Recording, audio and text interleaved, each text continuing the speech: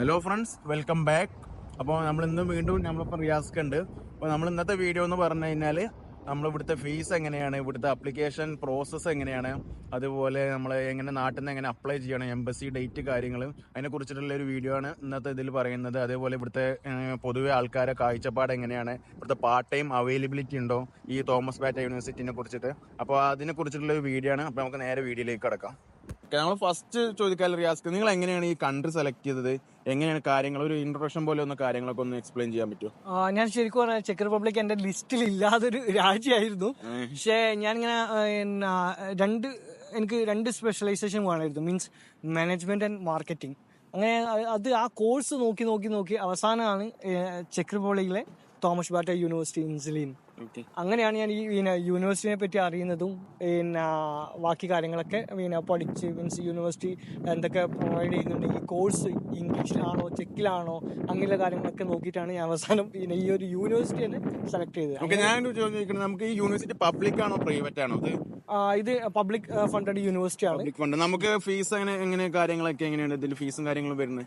Fees നമ്മളെ ഓരോ ഫാക്കൽറ്റിനും ഓരോ ഡിപ്പാർട്ട്മെന്റിനും അനുസരിച്ചിരിക്കും നമ്മുടെ ഫീസ്. ഇപ്പം ഞങ്ങളെ ഫാക്കൽറ്റിയിൽ 54,000 ചെക്ക് ക്രൗൺസ് പെർ ഇയർ ആയിട്ട്. മൊത്തം എത്ര സമയമാണ് വരുന്നത് ഇതില്? നമുക്ക് 2 ഇയറിന്റെ ഒരു കോഴ്സാണ് മാസ്റ്റേഴ്സ്.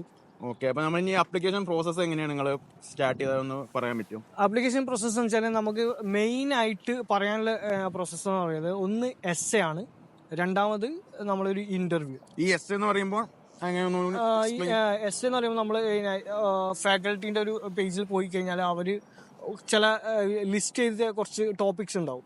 അപ്പൊ അത് നമ്മൾ ഏതെങ്കിലും ഒരു ടോപ്പിക് സെലക്ട് ചെയ്യുക. പിന്നെ ഇവർ പറയുന്ന ടേംസ് ആൻഡ് കണ്ടീഷൻസ് ഉണ്ട്. മീൻസ് ഇത്ര നമ്പർ ഓഫ് വേർഡ്സ് വേണം ഇന്ന ഫോണ്ടിൽ, അങ്ങനെയുള്ള കാര്യങ്ങളൊക്കെ യൂണിവേഴ്സിറ്റിക്ക് അയച്ചു കൊടുക്കും. അത് കഴിഞ്ഞ് ഇപ്പം അവര് സെലക്ട് ചെയ്യാനുള്ള ഒരു ഉദ്ദേശം ഉണ്ടെങ്കിൽ അവര് രണ്ടാമത്തെ ഒരു പ്രൊസീജിയർ എന്ന് പറയുന്നത് ഇന്റർവ്യൂ ആണ്. രണ്ട് പ്രൊസീജിയർ, രണ്ടാമത് എസ്സേ ഓക്കെ ആണെങ്കിൽ അടുത്തത് ഇന്റർവ്യൂ ആയിട്ട് അവർ വിളിക്കും. ഓക്കെ, അത് കഴിഞ്ഞാൽ ഇന്റർവ്യൂല് എന്താ കാര്യങ്ങളൊക്കെ ചോദിക്കാം നമ്മളെ? ഇന്റർവ്യൂ വളരെ സ്മൂത്ത് ആയിട്ട് കാര്യങ്ങൾ ഉണ്ടാവുക, നമ്മളെ സെൽഫ് ഇൻട്രൊഡക്ഷനും കാര്യങ്ങളൊക്കെ, പിന്നെ നമ്മൾ ഏതാണോ കോഴ്സ് സെലക്ട് ചെയ്യുന്നത് അതുമായിട്ട് ബന്ധപ്പെട്ട ചില കാര്യങ്ങൾ മാത്രമേ ഇതും ചോദിക്കാനുള്ള ചാൻസ് വളരെ വളരെ കുറവാണ്. അപ്പോൾ ഇന്റർവ്യൂ കഴിഞ്ഞ അടുത്ത ഇന്റർവ്യൂ ഓക്കെ നമ്മൾ പാസ്സായി, അടുത്ത പ്രൊസീജിയർ എന്തായിരിക്കും? അടുത്തെന്ന് വെച്ചാൽ നമുക്ക് ഇവര് നമ്മള് ഡോക്യുമെന്റ്സും കാര്യങ്ങളൊക്കെ ആക്സെപ്റ്റൻസ് ലെറ്ററും കാര്യങ്ങളൊക്കെ അയച്ചു തരും. കാരണം അത് വെച്ചിട്ടാണ് നമ്മൾ വിസക്ക് വേണ്ടിയിട്ട് അപ്ലൈ ചെയ്യുന്നത്. അപ്പം പരമാവധി ശ്രദ്ധിക്കാൻ ശ്രമിക്കാം. മീൻസ് നമ്മൾ സ്റ്റുഡന്റ് റിസീവ് എന്ന് പറഞ്ഞൊരു പരിപാടി ഉണ്ട്. അപ്പൊ അതിൽ തന്നെ പേര് വരാൻ ശ്രമിക്കുക. അത് എങ്ങനെയാണ് അതിന്റെ സ്റ്റുഡന്റ് റിസീവ് എന്ന് പറഞ്ഞാൽ? അത് ഇപ്പം യൂണിവേഴ്സിറ്റി നമ്മളെ സപ്പോർട്ട് ചെയ്യുന്നതാണ്.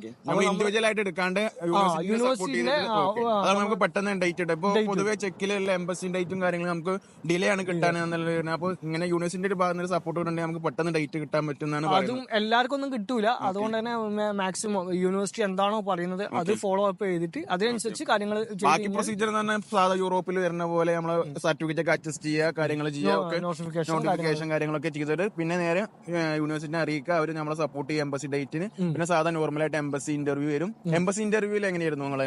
എംബസി ഇന്റർവ്യൂ മാഷാഅല്ലാഹ് എനിക്ക് നല്ല അടിപൊളി എക്സ്പീരിയൻസ് ആയിരുന്നു. ഫസ്റ്റ് ഇന്റർവ്യൂവിൽ നിങ്ങൾക്ക് കിട്ടി? എന്റെ ഫസ്റ്റ് ഇന്റർവ്യൂവിൽ തന്നെ എനിക്ക് ഇവിടെ എത്ര പെർസെന്റേജ് മാർക്ക് വേണം ഇവിടെ ഡിഗ്രിയിൽ? എനിക്ക് തോന്നുന്നു പിന്നെ അതിനെ പറ്റി കൂടുതൽ എനിക്കറിയില്ല. കാരണം എനിക്ക് അത്യാവശ്യം ജസ്റ്റ് പാസ് ആയ ആൾക്കാരുണ്ടാവും. അവർക്ക് വേണ്ടിയിട്ടാണ് നമ്മൾ കൂടുതലായിട്ട് ഫോക്കസ് ചെയ്യുന്നത്. അല്ല, അങ്ങനെ ആണെങ്കിൽ അവർക്ക് പിന്നെ അവർക്കുള്ളൊരു ഓപ്ഷനാണ് എസ്സേയും പിന്നെ ഇന്റർവ്യൂ.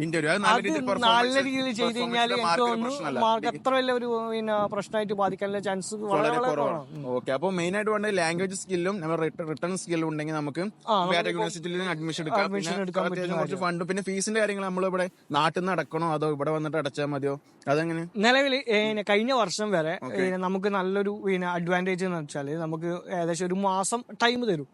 നമുക്ക് ഇവിടെ വന്നതിന് ശേഷം അടച്ചാൽ മതി. പക്ഷെ ഇപ്രാവശ്യം പിന്നെ ചില ആൾക്കാർ യൂണിവേഴ്സിറ്റിയിൽ ചാടിപ്പോയി. അതുകൊണ്ട് തന്നെ അതിന്റെ പ്രശ്നങ്ങളെല്ലാം ഫേസ് ചെയ്യുന്ന. പിന്നെ ഒരു ഇമ്പോർട്ടന്റ് ആയിട്ടുള്ള ഒരു കാര്യം, ഇപ്പൊ പ്രൊസീജിയർ നമുക്ക് ഇത്രേ ഉള്ളൂ. എസ്സേ, ഇന്റർവ്യൂ, അത് കഴിഞ്ഞാൽ നമ്മൾ സർട്ടിഫിക്കറ്റ് അറ്റസ്റ്റ് ചെയ്ത് നോട്ടിഫിക്കേഷൻ വരിക, എംബസി ഡേറ്റ് എടുക്കുക, എംബസി പോവുക, കാര്യങ്ങൾ ഇത്തരമുള്ള പ്രൊസീജിയർ ആയിട്ട് വരുന്നത്. ഇത് ഏകദേശം എത്ര ടൈം പീരീഡ് കൊണ്ട് നടക്കാൻ പറ്റും? അത് നമ്മളിപ്പം ഡോക്യുമെന്റ്സ് എല്ലാം റെഡി ആണെങ്കിൽ എനിക്കൊന്ന് ഒരു 2 monthsനുള്ളിലെല്ലാം ചെയ്യാൻ പറ്റും. നമുക്ക് എംബസിയിൽ ഡേറ്റ് എടുത്തതിന് ശേഷം സബ്മിഷൻ ചെയ്ത് ഏകദേശം എത്ര ദിവസം കൊണ്ട് നമുക്ക് റിട്ടേൺ?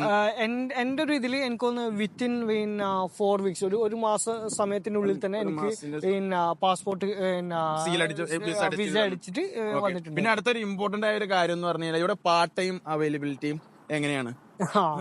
പാർട്ട് ടൈം അത് വളരെ നല്ലൊരു ക്വസ്റ്റ്യൻ ആണ്. കാരണം നിലവിൽ ഇപ്പോഴത്തെ ഒരു സിറ്റുവേഷനിൽ പാർട്ട് ടൈം ഇവിടെ കിട്ടാൻ കുറച്ച് പാടാണ്. സ്പെഷ്യലി സിലിനിൽ ഞാൻ പറയുന്നത് ഓൾ ഓവർ ചെക്കില് വലിയ പ്രശ്നമില്ല.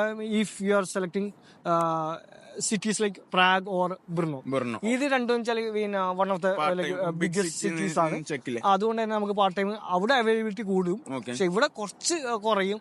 പിന്നെ ഡിപ്പെൻസ് ആണ്, നമ്മളെ ഭാഗ്യം പോലെ നല്ല കോണ്ടാക്ട്സ് കാര്യങ്ങളൊക്കെ ഉണ്ടെങ്കിൽ ഇത് നമ്മൾ കൂടുതൽ ചെയ്യുന്ന ഒരു കാര്യം വെച്ചാല് നല്ല കോണ്ടാക്ട്സ് ഒന്നും കീപ്പ് ചെയ്യാൻ നമ്മൾ ശ്രമിക്കൂല. പക്ഷെ നേരത്തെ നമ്മളിപ്പം ആ കോണ്ടാക്ട്സ് നമ്മൾ നല്ല രീതിയിൽ മെയിൻറ്റെയിൻ ചെയ്യുന്നുണ്ടെങ്കിൽ, ആ റിലേഷൻഷിപ്പ് നല്ല രീതിയിൽ മെയിൻറ്റെയിൻ ചെയ്യുന്നുണ്ടെങ്കിൽ, എവിടുന്നെങ്കിലും ഒരു ഹെൽപ്പ് വേണമെന്നുണ്ടെങ്കിൽ നമുക്ക് ആരെങ്കിലും നമുക്ക് റെക്കമെൻഡ് ചെയ്യും, നമ്മളൊന്ന് സപ്പോർട്ട് ചെയ്യും. അപ്പൊ നമ്മള് കൂടുതൽ ആൾക്കാർ വെച്ചാൽ ഇവിടെ എത്തുന്നവരെ നമ്മളെ പോലെയുള്ള ആൾക്കാരെങ്കിലും സപ്പോർട്ട് ചെയ്ത് പിന്നെ ഒന്നും ഒരു കോണ്ടാക്ട്സും കാര്യങ്ങളൊന്നും ഉണ്ടാവില്ല. അതുകൊണ്ട് തന്നെ പല ആൾക്കാർക്കും ഈ പറഞ്ഞ പോലെ പാർട്ട് ടൈം കിട്ടാൻ ഭയങ്കര ബുദ്ധിമുട്ടായിട്ട് പറഞ്ഞു. കാര്യങ്ങൾ അൽഹംദുലില്ലാ നല്ല രീതിയിൽ കാര്യങ്ങളൊക്കെ വലിയ പ്രശ്നമില്ലാണ്ട് പോകുന്നുണ്ട്. അൽഹംദുലില്ലാ നല്ല രീതിയിൽ സാറ്റിസ്ഫൈഡ് ആണ്. അപ്പോ ഇത്രയും പ്രൊസീജിയർ മാത്രമാണ് നമുക്ക് എന്ത് ഈ ബാറ്റ യൂണിവേഴ്സിറ്റിയില് അഡ്മിഷൻ പ്രൊസീജിയറും പിന്നെ നമുക്ക് പാർട്ട് ടൈമിന്റെ കാര്യങ്ങളൊക്കെ ഇവര് പറഞ്ഞത്. അവിടെ വീഡിയോ എടുത്തോ? അതാണ് ഞാൻ നിങ്ങളോട് പറഞ്ഞില്ലേ, സിലിൻ എന്ന് പറയുന്ന സ്റ്റുഡന്റ് സിറ്റിയാണ്. അതിന്റെ ബെസ്റ്റ് എക്സാമ്പിൾ ആണ് നിങ്ങളിപ്പം കണ്ടത്. കാരണം അവരൊക്കെ എങ്ങനെയായിരുന്നു നമ്മളോട് ബിഹേവ് ചെയ്തത്? വളരെ പോസിറ്റീവ് ആയിട്ടുള്ള. പക്ഷെ അങ്ങനെ വലിയ കാര്യമായിട്ടൊന്നും എനിക്കങ്ങനെ വലിയ ഫീൽ ചെയ്യേണ്ട ഒരു അവസ്ഥയും ഇതുവരെ വന്നിട്ടില്ല. ഞാൻ അതാ പറഞ്ഞ, ഞാൻ വെൽ സാറ്റിസ്ഫൈഡ് ആണ് യൂണിവേഴ്സിറ്റിയും ചെക്ക് ആൻഡ് ഈവൻ ഇൻ സിലിൻ. പക്ഷേ ബാക്കി ജോബ് ഓപ്പർച്യൂണിറ്റീസ് കുറച്ച് കുറവാണ് comparatively other European countries like Germany, Austria. പക്ഷെ എന്താ അവിടെ നമുക്ക് കൂടുതൽ ഫണ്ട് കാര്യങ്ങളൊക്കെ വേണം. പക്ഷെ ഇവിടെ നമുക്ക് കമ്പാരിറ്റീവ്ലി ഒരു 5 lakhsന്റെ അകത്തുണ്ടെങ്കിൽ നമുക്ക് എല്ലാ കാര്യങ്ങളും ഉൾക്കൊള്ളിച്ച് നമുക്ക് ഇവിടെ ഹോസ്റ്റൽ പ്രൊസീജിയറും കൂടി ഒന്ന് പറയാൻ പറ്റുമോ? ഹോസ്റ്റൽ പ്രൊസീജിയർ എനിക്കൊന്ന് നമുക്ക് നമ്മളെ ഹോസ്റ്റലിൽ പോയിട്ട് അവിടുന്ന് സംസാരിക്കുന്നതായിരിക്കും കുറച്ചും കൂടെ ബെറ്റർ. അടുത്തൊരു വീഡിയോ ഹോസ്റ്റലിൽ പോയിട്ട് അതായിരിക്കും നല്ലത്. അപ്പോ ഇത്രയാണ് നമ്മളെ ഈ ബാറ്റ യൂണിവേഴ്സിറ്റിന്റെ കാര്യങ്ങള്. റിയാദ് എന്ത് ഡൗട്ട് ഉണ്ടെങ്കിലും കാര്യങ്ങളുണ്ടെങ്കിലും നമുക്ക് മെസ്സേജോ ഇൻസ്റ്റാഗ്രാമോ എന്ത് ചെയ്താലും നമുക്ക് വേണ്ട കാര്യങ്ങൾ ചെയ്യും. ഓക്കെ, അപ്പോൾ അടുത്ത വീഡിയോ ആയിട്ട് വീണ്ടും കാണാം.